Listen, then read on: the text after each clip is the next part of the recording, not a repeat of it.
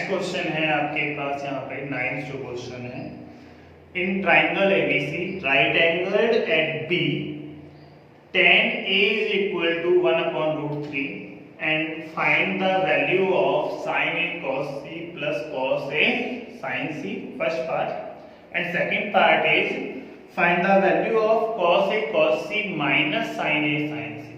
देखो वैसे ये फॉर्मूले हैं, हमारे 10th लेवल पे फॉर्मूले हम यूज नहीं करेंगे, जितना हमने इंट्रोडक्शन में करवाए थे वही फॉर्मूले यूज करेंगे।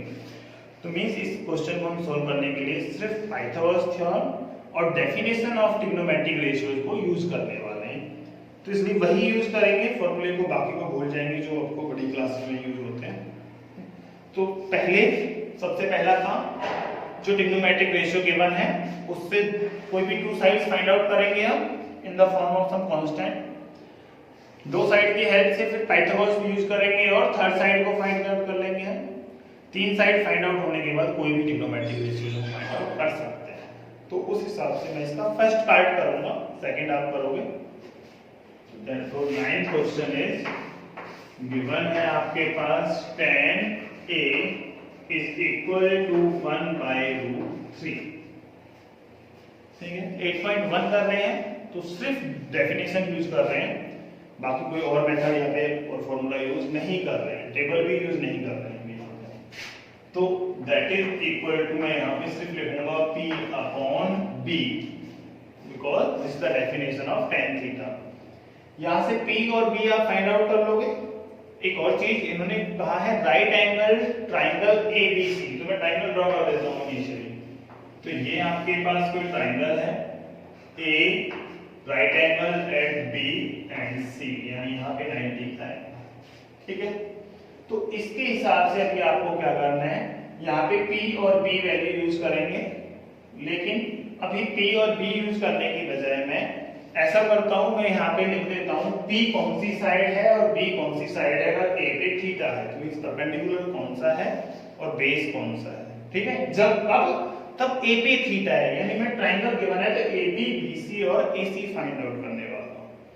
तो देखो यहाँ पे परपेंडिकुलर एंगल है A पर, तो A के सामने होगा परपेंडिकुलर, यानी परपेंडिकुलर हो गया आपका BC।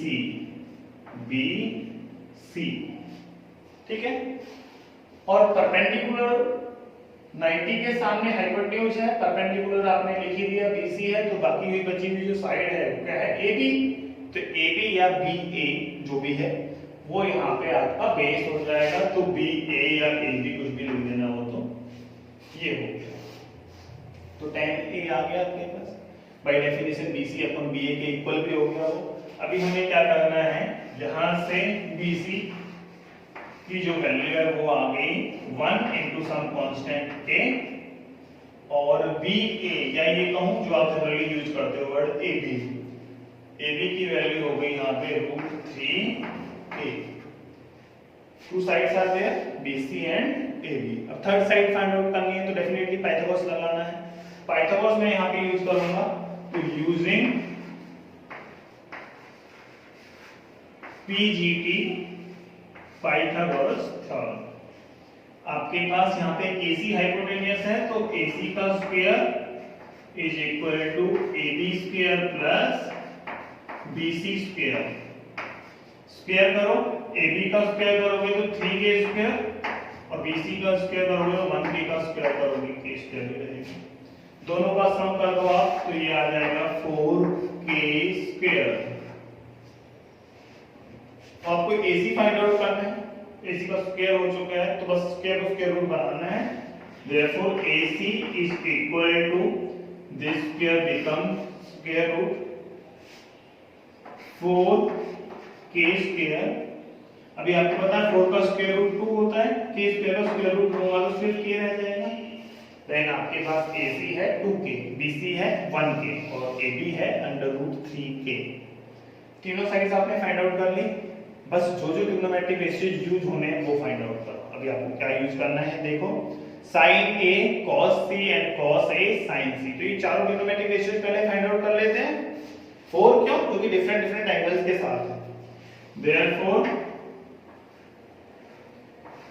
sin A क्या होता है P अपॉन H।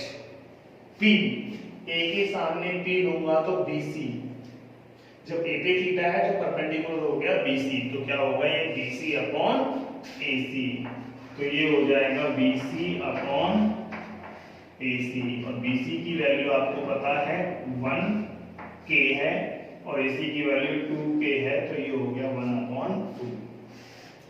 ठीक है, ऐसे ही अगर साइन C निकालूं मैं यहाँ पे, साइन C फॉर्मूला वही रहेगा P अपॉन H, लेकिन P कौन सी साइड है, अब C के सामने वाली P, तो C यहाँ है, C के सामने P, यानी P क्या है, P यहाँ पे क्या है AB, तो फॉर्मूला बनेगा आपकी बार AB अपॉन AC, और AB की वैल्यू आपको पता है √3K है, तो √3/2। साइन A साइन C आपने फाइंड आउट कर ली, सेम फाइंड आउट करो cos A cos C,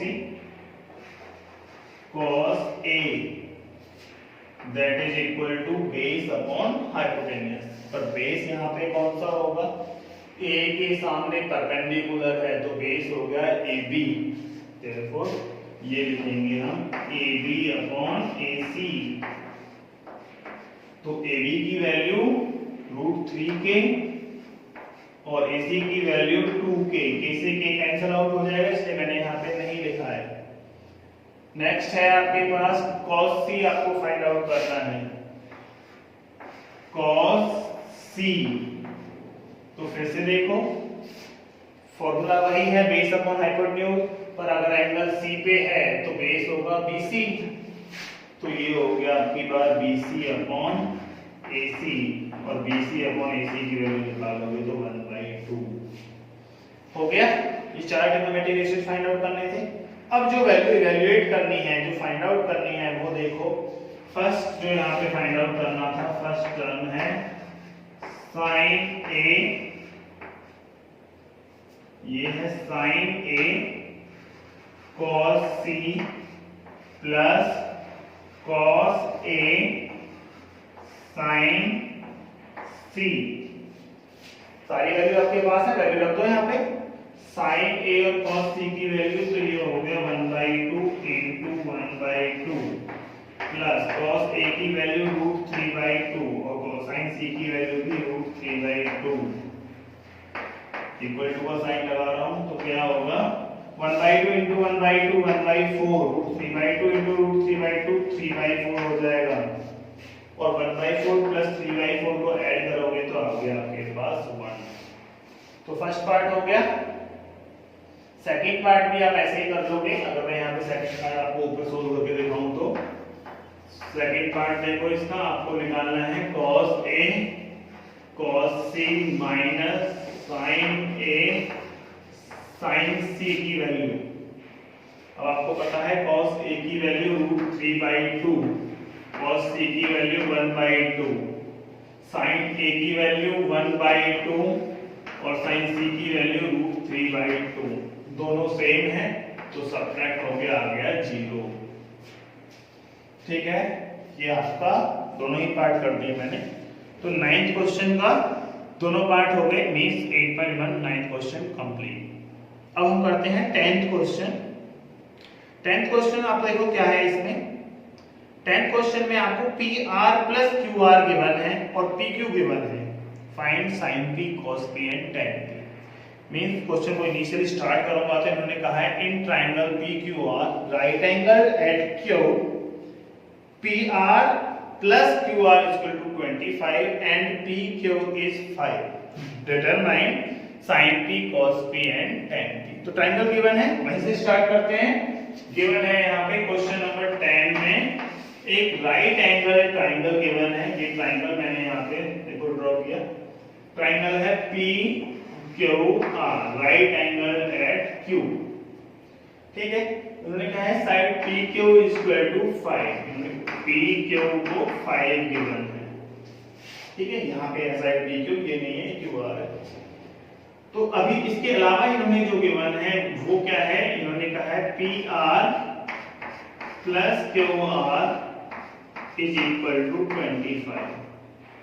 ठीक है, तो पाइथागोरस यूज करते हैं। वैसे तो तीनों साइड में से दो साइड अगर पता हो तो तीसरी साइड फाइंड आउट करने के लिए पाइथागोरस यूज होती है, लेकिन यहाँ हमें एक ही साइड पता है, तो बाकी दो का सम जो पता है उसे कैसे यूज करेंगे पाइथागोरस में, वो देखो। अकॉर्डिंग टू पीजीटी क्या होगा, P R square minus Q R square is equal to P Q square हो जाएगा। ठीक है, इसके फैक्टर मैं कर रहा हूं, P R minus Q are के अगर फैक्टर है, देखो इस इक्वेशन को मैंने फर्स्ट नाम दिया है P R square minus Q R square, यानी A square minus B square वाला फॉर्मूला यूज कर लो, तो ये आ जाएगा P R minus Q R और P R plus Q R हो गए फैक्टर। पी क्यू की वैल्यू पता है तो पी क्यू की वैल्यू यहाँ पे 5 रखो, 5 का स्क्वायर आपको पता है 25 होता है, तो 25 लिख दिया इस 5 का स्क्वायर। अब यहाँ पे देखो, इसमें इस टर्म की वैल्यू रख दूं इक्वेशन 1 से, तो ये हो जाएगा P R minus Q R, इस टर्म की वैल्यू रखी from equation 1 that is equal to 25, और यहाँ पे हो गया 25 से 25 कैंसिल, तो ये रह गया। मैं यहाँ पे नीचे मेंशन कर सकता हूँ फ्रॉम इक्वेशन 1 आपने वैल्यू पुट की थी, तो ये रह जाएगा P R minus Q R is equal to 1 and this is second equation. आपने थर्ड चैप्टर में लीनियर पेयर को सोल्व करना सीख लिया था, तो P R plus Q R equal to 25 one equation, P R minus Q R equal to 1 this is second equation. दोनों equation को सोल्व करते हैं, एलिमिनेशन मेथड में लगा रहा हूं, तो यहाँ पे मैंने ऐड किया है, एडिंग इक्वेशन 1 एंड इक्वेशन 2, क्या आएगा ऐड करने के बाद वो लिख देता हूं, वी गेट, देखो यहाँ पे P R plus P R that is 2pr,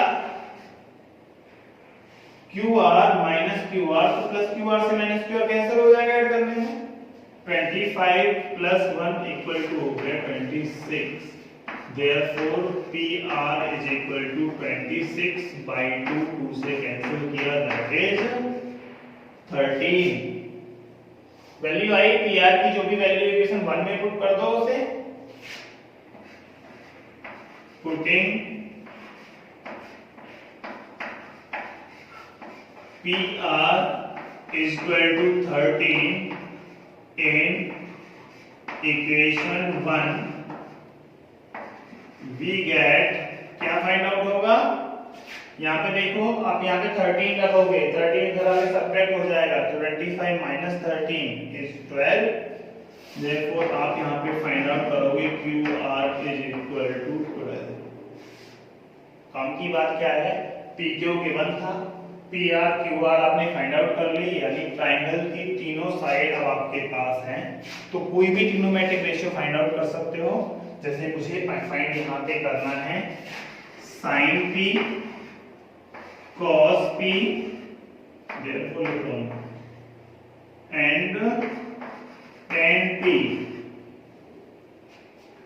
तो sin p क्या होता है, sin का फॉर्मूला वही परपेंडिकुलर अपॉन हाइपोटेन्यूज, लेकिन p पर एंगल है p, तो परपेंडिकुलर हो जाएगा QR, तो क्या लिखना है मुझे, QR अपॉन PR, तो ये हो जाएगा QR अपॉन PR, QR की वैल्यू 12 और PR की वैल्यू 13।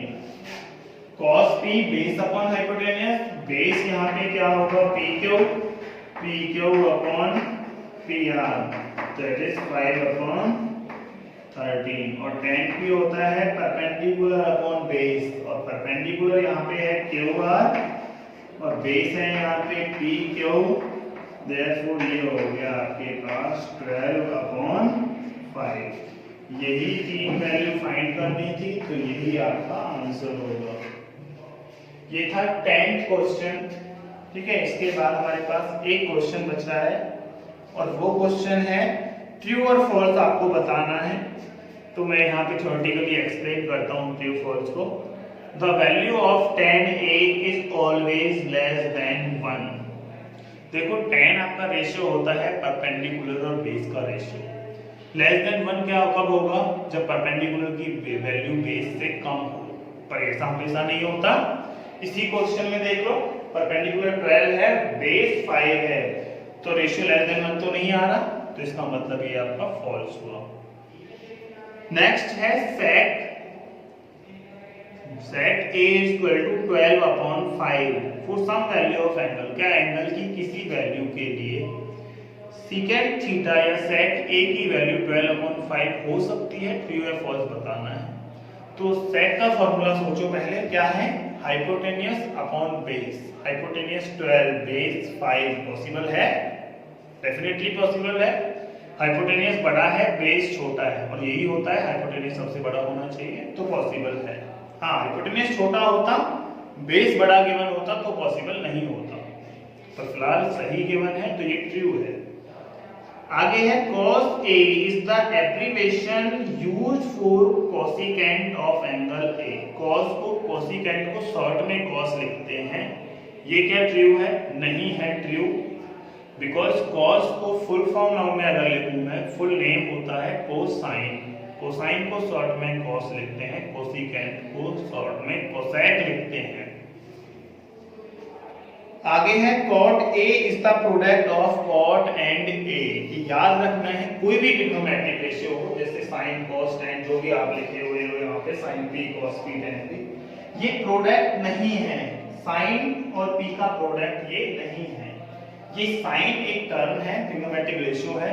p वहां पे ये मेंशन कर रहा है, आपने थीटा कहां पे लिया है, p से उसे मल्टीप्लाई नहीं किया है, तो ये भी आपका फॉल्स हुआ। आगे है sin थीटा इज 4/3। sin की वैल्यू 4/3। sin का फॉर्मूला सोचो, डेफिनेशन सोचो क्या होती है, p अपॉन h, यानी ऊपर परपेंडिकुलर और डिनोमिनेटर में हाइपोटेन्यूस होता है, और इन्होंने कहा है perpendicular upon hypotenuse is equal to 4/3, means perpendicular बड़ा और हाइपोटेन्यूस छोटा। ये तो पॉसिबल नहीं है, क्योंकि हाइपोटेन्यूस सबसे बड़ी साइड होती है, तो ये भी आपका फॉल्स है। इस तरह से हमारी ये एक्सरसाइज कंप्लीट हुई 8.1। नेक्स्ट वीडियो में करेंगे 8.2। तब तक के लिए गुड बाय।